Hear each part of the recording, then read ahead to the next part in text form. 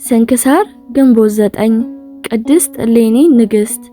አንድ አምላክ በሚሆን በአብ በወልድ በመንፈስ ቅዱስ ስም ግንቦት 9 በዚች ቀን የጻድቅ ንጉሥ ቆስጠንጢኖስ እናት ቅድስት እሌኒ አረፈች።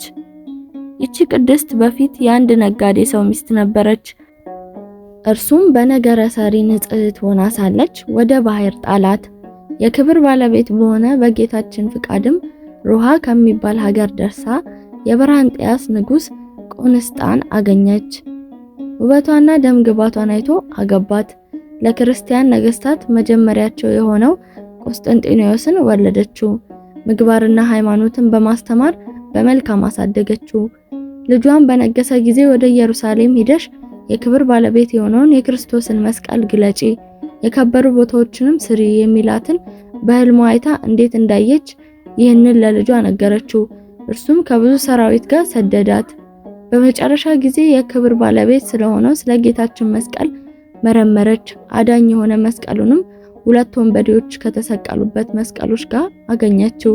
የክብር ባለቤት የክርስቶስ መስቀል የትኛው እንደሆነ ታውቅ ዘንድ በወደደች ጊዜ ከራሱ ላይ ይህ የናዝሬቱ ኢየሱስ የአይሁድ ንጉሥ ነው የሚል በእንጨት የተቀረጸበት ጽሑፍ ያለው እንደሆነ በኢየሩሳሌም ኤጲስቆጶሳት ቅዱስ መቃርስ ነገራት።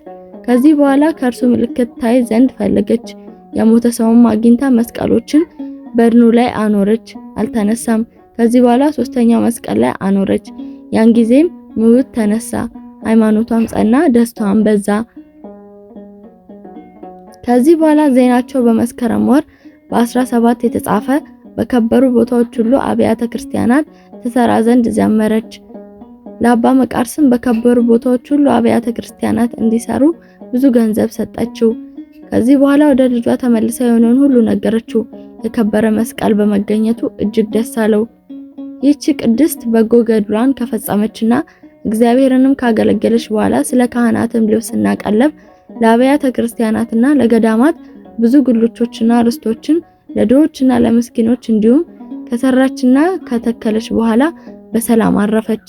መላ ዕድሜዋም 80 ሆነ። ለእግዚአብሔር ምስጋና ይሁን፣ እኛም በጸሎቷ ይማረን፣ በረከቷም ከኛ ጋር ትኑር ለዘላለሙ አሜን።